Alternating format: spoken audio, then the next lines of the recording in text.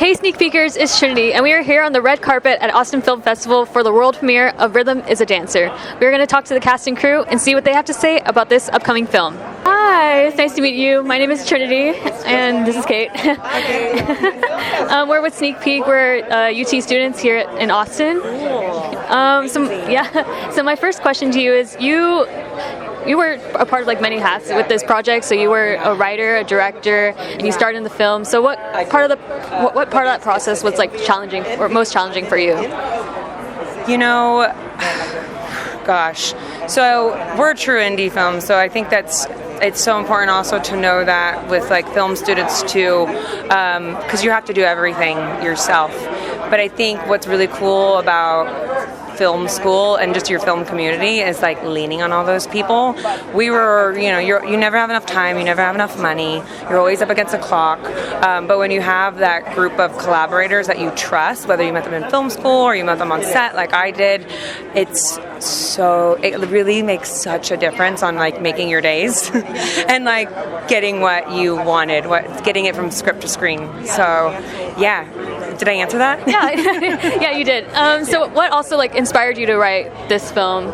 Well, it's loosely based on my life. I'm donor conceived. My mom's a lesbian who was artificially inseminated with an anonymous sperm donor, and I met him a few years ago and started writing a lot more to kind of grapple with the complexities of unconventional family dynamics, because I was trying to figure out what it all meant, what I meant, what everything meant, what life meant. It was basically very existential of me, but and that comes across whether you're even donor conceived or not. So that's how it got started. And it also came at a time when I was in my late 20s and I was just trying to figure out, I was looking at my life from a bigger scope and I was getting more serious about it, and I was like, oh my God, I'm nowhere near what I thought I would be, and like this is like and doing all that at the same time. So I wanted to do a later coming of age, because you see so much in high school but you really don't in your later 20s, and it's so important because we all go through that same thing. And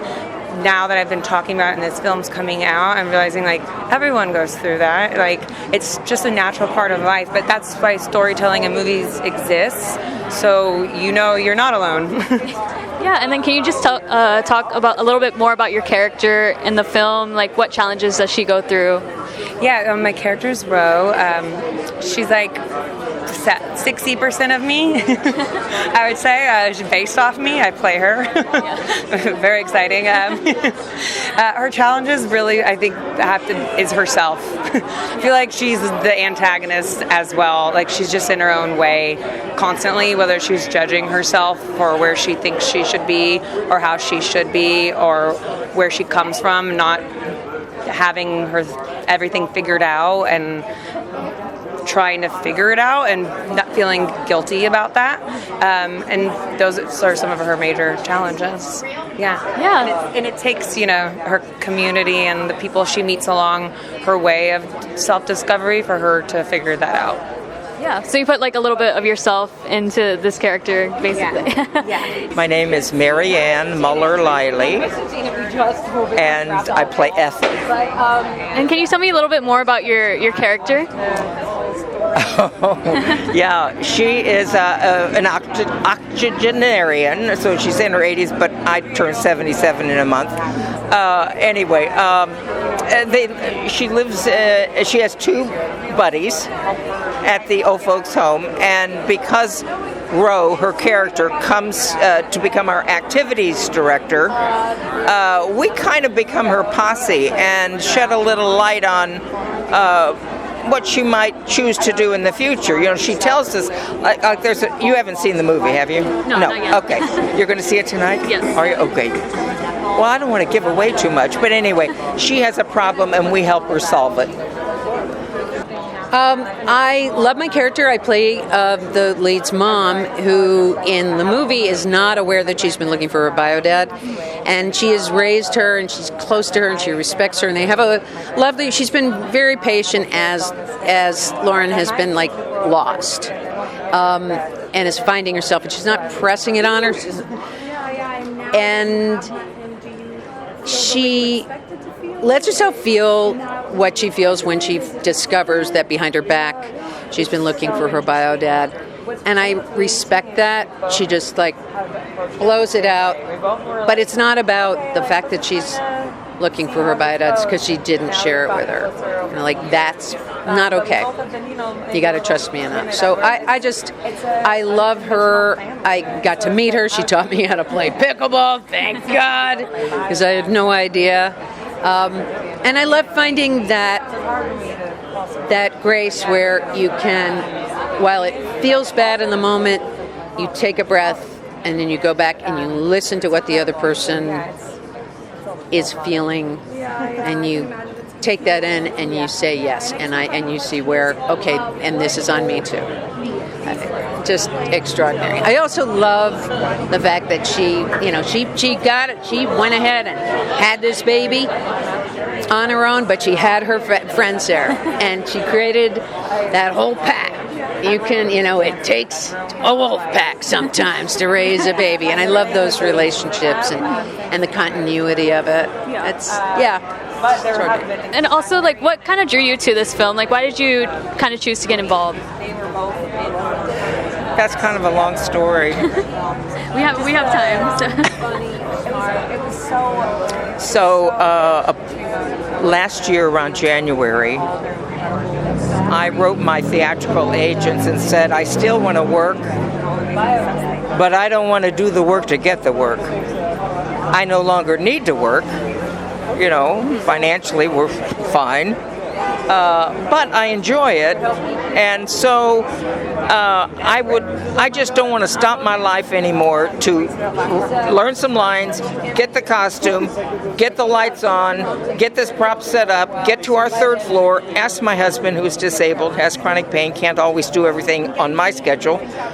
Does he have the will and the strength to come up and film me, learn the lines, when I was going to go to a party, or I was going to do the laundry, or whatever? And so I asked them, I said, excuse me, dear, I asked them, if I want the part, but I don't want to audition for it, can you just send my demo? And they said, yes, we can, but you're going to go to the bottom of their list. And he said, the reason being that writers want to know you can still memorize. And producers want to know that you can still move, and you're physically strong. And I thought, well, I understand that, It's a business, it's show business. So I said, well, I can live with it. If I don't, okay, but if I really want the part, I will audition. I said, okay. Now, this is only my theatrical. I still do voiceover and commercial, and that's like I have 2 commercials on now. That's so easy, so fast, so no problem. And they can get that in between my trips. I travel all the time. So anyway, about 3 weeks later, my agent sent me an email saying, attached is the script, they're interested in you for this part. Read it. If you like it, then would you meet the director? I thought, oh my gosh, this sounds like it could be an offer. Oh my gosh, thank you, Lord. I put it out there, and so I loved the script. You're going to love this movie. And I met Lauren, and 2 days later, my agent called and said, you got the part. So I actually had a trip planned to be with a medical conference with my husband, but this is a great part. It's one of the best film parts I've had. So I didn't do that. My husband went on his own. Because last year we got him a powered scooter, and he can get around and he can maintain his energy longer than if he had to walk or I had to wheel him. Anyway, I know that's a long, but what the heck. So what was it like, kind of like working with or collaborating with Lauren to kind of like bring your character to life? I had to try to control my awe, because she's a beautiful actress and also total control of the set, but total respect for the crew. She had assembled the most extraordinary crew. The feel on the set was always wonderful, positive.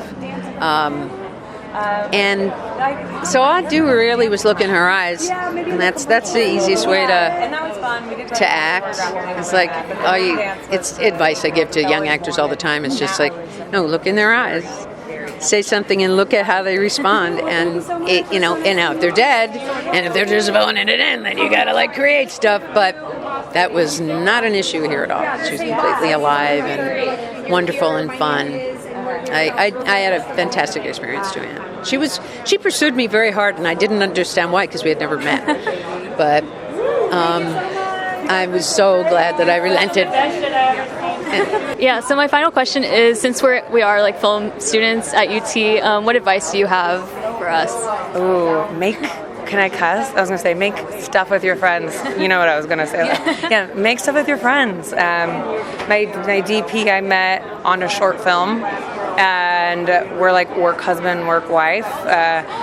There's so much, you have access to so much stuff these days, and there's nothing, it's so fun to make things with your friends. It's so fun. And you never know what you're going to get out of it. You're always going to get something out of it, though. Yeah. Well, thank you so much, and congratulations. It's nice meeting you. Thanks for watching Sneak Peekers. For more of our awesome film festival coverage, click these videos here.